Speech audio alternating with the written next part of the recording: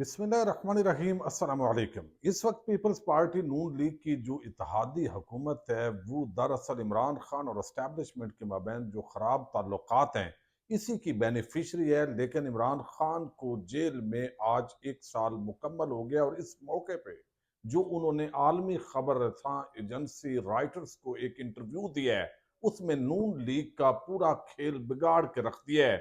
उसकी कुछ तफसील मैंने आपके सामने रखनी है। दूसरी तरफ साबक army chief general Qamar Javed Bajwa उनके एक मुबैना भाई के स्कैंडल का बड़ा चर्चा है। ये स्कैंडल क्या है इस पर भी बात करेंगे। दूसरी तरफ पाकिस्तान को जहां बहुत सारे मुआशी खतरात दरपेश हैं वहां पे हमसाए के अंदर यानी ईरान और इसराइल की एक आलमी जंग जो है उसके खतरात बढ़ गए हैं और पाकिस्तान के लिए ये कितनी बड़ी खतरे की घंटी है इस पर भी हम आज की वीडियो में बात करेंगे। उम्मीद है आप वीडियो समाप्त करेंगे और अपने कीमती फीडबैक से जरूर आगाह करेंगे।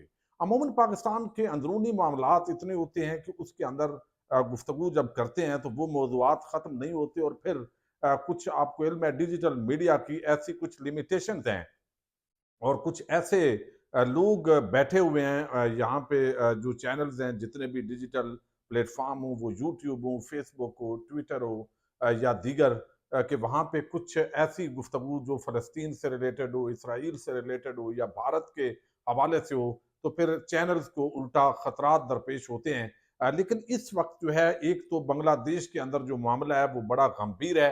एक नया फेज एहतजाज का शुरू हुआ है जिसके अंदर कर्फ्यू लगा दिया गया है। हसीना वाजद घबरा कर इसी तरीके के बयान दे रही हैं जिस तरह कभी कभी मरियम नवाज बयान देती हैं कि ये बगावत है और ये शर पसंद लोग हैं, ये आम लोग नहीं हैं, आम लोग इनको कुचल डालें। 50 से ज्यादा लोग आज जहां बहक हो चुके हैं और एक अजीब सा समा है और हसीना वाजद से इस्तीफे का मुतालबा किया जा रहा है। बांग्लादेश का जो कोटा सिस्टम के खिलाफ ये एहतजाज शुरू हुआ था, ये स्टूडेंट से शुरू हुआ और अब वहां पर भी जैसे यहाँ तहरीक इंसाफ पर पाबंदी की बातें हो रही हैं इसी तरह बांग्लादेश के अंदर जमात इस्लामी और एक और जमात है उस पर पाबंदी की बातें हो रही हैं। ये एक मामला बहुत ही गंभीर है वहां पे। दूसरी तरफ जो इस्माइल हानिया की शहादत के बाद जिस तरह ईरान जो है अब उसने रिटेलिएट करना है। अमेरिका अपने तमाम तर जो बैरी अड्डे हैं वो करीब मुंतकिल कर चुका है और इसराइल के दिफा के लिए पुरादम है और उर्दन के जो प्रेसिडेंट हैं वो ईरान पहुंचे हैं और मुबैना तौर पर वो अमेरिका का कोई आम और हंगामी पैगाम लेकर पहुंचे हैं। अब वो पैगाम अल्टीमेटली क्या हो सकता है, वो यही हो सकता है जो धमकी होगी अगर आपने ऐसे किया तो हम ये करेंगे। जबकि जो ईरान है उसकी तरफ से बड़े सख्त रद्द अमल का इस वक्त तक जो इजहार है वो किया जा रहा है और बताया जा रहा है। वॉल स्ट्रीट जर्नल के मुताबिक ईरान ने तस्फिये की तमाम कोशिशों को रिजेक्ट कर दिया है। ईरानी हुकाम ने अरब सफारतकारों से कहा है कि इस बात की कोई परवाह नहीं कि ईरानी रिस्पांस के जवाब में जो फुल फ्लैज जंग ही शुरू हो जाए। यानी ईरान को बाकायदा जंग की धमकियां जो है वो दी जा रही हैं। तो उस तनाजर के अंदर जो है वो बात की जा रही है कि हमें कोई परवाह नहीं है ये जंग किस तरह शुरू होती है, कैसे इख्तिताम पजीर होती है।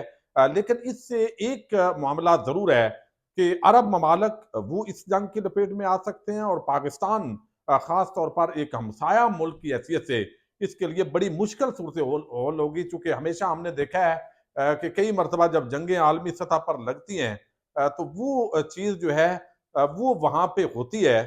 लेकिन अब जो है वो हमने ये देखना है कि एक तरफ जो है वो फुल कोर्ट यानी यहाँ पे उस पे भी हम बात करेंगे।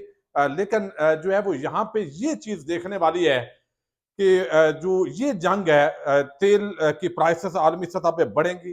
फिर आपको इल्म है कि ये ईरान और यूएई और जो ओमान है इसके दरमियान ये जो पट्टी है यहाँ से तमाम जो तजारती ये बहुत बड़ी गुजरगाह है, यही से आयल जो है वो भी मुंतकिल होता है। तो पाकिस्तान के लिए एक तो अमेरिकन प्रेशर होगा, कोई मदद क्या करनी है बल्कि उल्टा शायद पाकिस्तान से मदद तलब की जाए और फिर जो है वो पाकिस्तान के इधर अफगानिस्तान के साथ भी मामलात खराब हैं।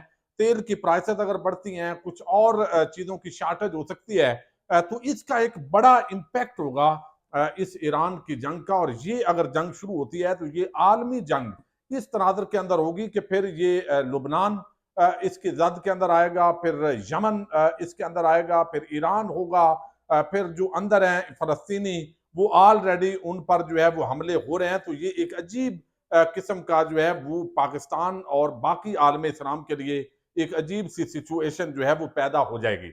अच्छा, दूसरी जो बड़ी डेवलपमेंट है वो ये है कि इस वक़्त आप देखिए कि सुप्रीम कोर्ट ऑफ पाकिस्तान के अंदर ये जो फैसला आया है, यानी एक तरफ जो है वो हमने देखा है कि जिस अंदाज के अंदर सुप्रीम कोर्ट बार एसोसिएशन उसने एक प्रेस रिलीज जारी की है और बुनियादी तौर पर काजी फायद ईसा ने जो मुबारक सानी केस का फैसला दिया, उनकी सरबराही में जो बेंच है, पहला फैसला दिया, उस पर भी एतराजात हुए, फिर एक नया उसके अंदर नजरसानी अपीलें आई, फिर उन्होंने उस पर जो है जो फैसला दिया उसको मुतनाज़ करार दिया गया और उसके अंदर बेसिकली जो पैरा नंबर 42 है उसको कुरान और सुन्नत के खिलाफ करार दिया गया है। इस फैसले को दुरुस्त करने के लिए फौरन 184(3) के तहत फुल कोर्ट बनाना चाहिए, ये डिमांड जो है अब की जा रही है पाकिस्तान बार काउंसिल की तरफ से। और ये मामला चूंकि इस हवाले से इतना ज्यादा गंभीर है कि काजी साहब को इस पर कत्ल की धमकियां मिलें, फिर और जजेस जो हैं कल को खुदा ना खास्ता कोई ऐसा वाकया रूनुमा होता है तो पाकिस्तान बार काउंसिल की जो आज की प्रेस रिलीज है वो इस हवाले से इंतहाई अहमियत की अमल है कि आप जो है वो फुल कोर्ट इजलास बुलाना चाहिए और इसमें जो है वो कुरान और सुन्नत के खिलाफ पैराग्राफ नंबर 42 जो है उसको करार दिया जा रहा है। तो ये सूरत हाल जो है ये और ज्यादा गंभीर हो रही है। यानी एक तो वो मामला है जो सियासी या अदालती मामला है जिसके अंदर काजी साहब की एक्सटेंशन का जो केस मखसूस नशिस्तों वाला केस है, जिसको उनकी एक्सटेंशन का केस करार दिया जाता है, उसमें दो जजेस ने जो इख्तलाफी नोट लिखा, फिर नून लीग और बाकी जमातों ने उसके अंदर अपना वजन डाला, फिर कल जो है वो कौमी असम्बली और सेनेट के अंदर उस कानून की मंजूरी होगी ताकि ये फैसला गैर मुअत्तर हो। 8 जजेस का जो फैसला है उसका इंतजार है और जस्टिस अतर मिनल्ला वो भी एक तकड़ा नोट जो है वो लिखने जा रहे हैं, उनके हवाले से भी इतलात है।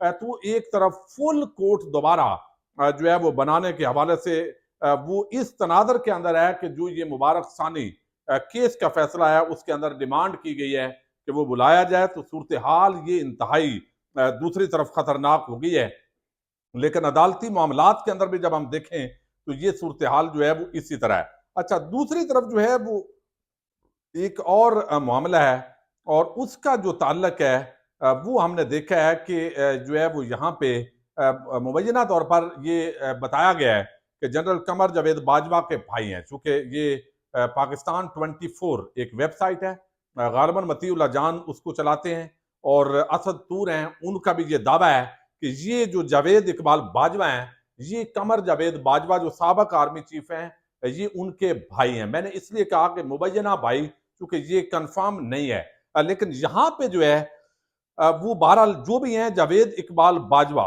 उन पर एक उनका बड़ा स्कैंडल आया और वो ये कि पीआईए के अंदर वो मुलाजम थे और पीआईए की जो बर्मिंगम बरतानिया के अंदर बर्मिंगम की ब्रांच थी वहां वो डिप्टी स्टेशन मैनेजर थे। जब ये जाली डिग्रियों का मामला आया तो उसके बाद तमाम जो अफसरान और एहलकार थे उनसे डिग्रियां तलब की गई और जिन जिन इदारों से वो डिग्रियां थी वहां अटेस्टेशन के लिए उनको भेजा गया। अब खबर यह है कि पाकिस्तान के साबक army chief general retire Qamar Javed Bajwa के भाई ने अपनी मुलाजमत के दौरान कौमी एयरलाइन पीआईए में जाली डिग्री जमा कराई है जिस पर उनको इजहार वजू का नोटिस जारी किया गया। ये पाकिस्तान 24 का ये दावा है। पाकिस्तान 24 के बाद दस्तियाब इस नोटिस के मुताबिक जावेद इकबाल बाजवा पीआईए के बरतानवी शहर बर्मिंघम में डिप्टी स्टेशन मैनेजर थे। उनको शोकाज नोटिस 30 जुलाई को पीआईए के फाइनेंस मैनेजर बर्मिंघम के जरिए जारी किया गया। एडमिनिस्ट्रेशन एंड डिसिप्लिन डिवीजन की जानब से जारी किया गया शो काज नोटिस में जावेद इकबाल बाजवा को कहा गया कि वो बोगस या जाली डिग्री जमा कराने की वजह बताएं जिसमें नाकामी पर उनको मुलाजमत से बरतरफ किया जा सकता है। जावेद बाजवा पर इल्जाम है कि जब महकमे ने गुज़श्ता बरस अगस्त में तमाम मुलाजमीन से अपने तालीमी असनाद और दस्तावेजात जमा कराने के लिए कहा तो उनकी जानब से 12 सितंबर को इंटरमीडिएट का एक सर्टिफिकेट जमा करवाया गया जो बाद अदा बोगस निकला। Board of intermediate and secondary education Lahore ने जावेद इकबाल बाजवा के रोल नंबर 25,703 की तस्दीक नहीं की। तो ये पीआईए को आगाह किया गया है इस पूरे मामले के अंदर। 7 दिन के अंदर शोकाज नोटिस जारी करते हुए कहा गया कि जालसाजी और गलत मालूमात फराम करके पीआईए के मुलाजमत के कवायद की खिलाफ वर्जी की गई है और अब ये जो है वो दस्तखतों के साथ ये जारी किया गया है। ये दावा है जी इस वेबसाइट का अगर ये जैसे जनरल कियानी साहब जो थे उनके भाई पर एक बड़ा इल्ज़ाम लगा था, तो इसी तरह का जो इल्ज़ाम है ये इन पर भी लगाया जा रहा है। अच्छा, दूसरी जो बड़ी डेवलपमेंट है उसका जो ताल्लुक है वो है जहाँ पे हमने देखा है कि इमरान खान ने एक इंटरव्यू दिया है, और ये जो इंटरव्यू है, चूंकि इस वक्त पूरा आप देख रहे हैं जो सारी सूरत हाल है फौज और इमरान खान के माबैन कहा जाता है कि ताल्लुकात खराब हैं, जबकि एस्टैब्लिशमेंट बुनियादी तौर पर कोई इदारा नहीं है, बल्कि चंद शख्सियात का जो एक ग्रोह है उसको एस्टैब्लिशमेंट कहा जाता है। दुनिया के अंदर तो इसका एक बड़ा वाइडर स्कोप के अंदर इस लफ्ज को इस्तेमाल किया जाता है, लेकिन पाकिस्तान के कंटेक्स्ट के अंदर इसको सिर्फ मिलिट्री एस्टैब्लिशमेंट के जो है वो तौर पर देखा जाता है। अब राइटर्स को इमरान खान ने इंटरव्यू दिया है, और ये इंटरव्यू बहुत ही अहमियत का हामिल है। अब यूं समझिए कि जैसे वो उन्होंने डिफ्रेंशिएट किया है, चूंकि नून लीग पीपल्स पार्टी मौजूदा खाऊ कबाइल का जो टोला इस वक्त फार्म 47 के तहत इकतदार में है, उनकी सारी जो बेनिफिशरी वो इसी मामले के हैं कि फौज और इमरान खान आमने सामने हैं, तहरीक इंसाफ वाले फौज के खिलाफ प्रापेगंडा करते हैं। तो इमरान खान ने ये क्लियर किया रॉयटर्स को, जो उनका इंटरव्यू 1 साल जेल के अंदर उनको मुकम्मल हुआ है, सवाबी के अंदर भी मैदान सजा हुआ है, हजारों लोग रात गए पहुंच चुके हैं, और कल का जलसा बड़ा तारीखी होने जा रहा है। तो 1 साल मुकम्मल होने पर यह इंटरव्यू राइटर्स ने जारी किया है, जिसके अंदर बताया गया है इमरान खान की तरफ से कि फौज के साथ बेहतर ताल्लुकात का ना होना बेवकूफ़ी होगी। हमें अपनी फौजियों और मुसल्लह अफवाज पर फख्र है। मैंने तनकीद अफराद पर की थी, ना कि इदारे पर। फौजी क़यादत की गलतफहमियों को पूरे इदारे के खिलाफ नहीं ठहराया जाना चाहिए। ये बात एक तो उन्होंने क्लियर की है कि मैं चंद पर्सनैलिटीज़ के हवाले से बात कर रहा हूँ। फिर उन्होंने कहा कि मुज़ाकरात हो सकते हैं अगर साफ और शफाफ इलेक्शन करवाए जाएं और मेरे कारकुनों के खिलाफ बोगस मुकदमात का खात्मा किया जाए, तो फौज से मुज़ाकरात किए जा सकते हैं। तो वो दो बातें जो उन्होंने कल कही, आज वो राइटर्स जो बैन अल-अक़वामी खबरसां न्यूज़ एजेंसी है उसने आज इसको पब्लिश किया है। ये लिहाजा इसके अंदर ख़ास तौर पे उन्होंने ये बताया कि मजबूत फौज पाकिस्तान की ज़रूरत है, और वो पागल होगा, बेवकूफ़ होगा जो फौज की बासियत इदारा मुखालफत करेगा। यानी ये उन्होंने यहां तक कहा इमरान खान ने, यानी ये जो प्रोपेगेंडा है उसका रद्द उन्होंने किया है कि वो अपनी फौज के खिलाफ है, बल्कि वो समझते हैं कि हमें मजबूत फौज की जरूरत है। लेकिन चंद इंडिविजुअल जो है उनके किरदार पर बुनियादी तौर पर उन्होंने ये सवाल उठाए हैं, जो 8 फरवरी के इंतखाबात और पहले ये 2 सालों से जो इंतकामी कार्रवाइयां तहरीक इंसाफ के खिलाफ हो रही हैं। तो अब ये अगर चीजें डिफ्रेंशिएट हो जाती हैं, तो इसी को आग को बुनियादी तौर पर भड़का के नून लीग पीपल्स पार्टी वो सारा जो फायदा है वो उठाते हैं। लेकिन बहरहाल ये जो चीजें हैं ये साथ साथ जो है वो चलती रहती हैं। अब देखना ये है कि इस जो जंग है, खुदा न खास्ता ये अगर छिड़ती है तो ये बहुत खतरनाक सूरत हाल होगी। पाकिस्तान जिंदाबाद, पाक फौज पाइंदाबाद।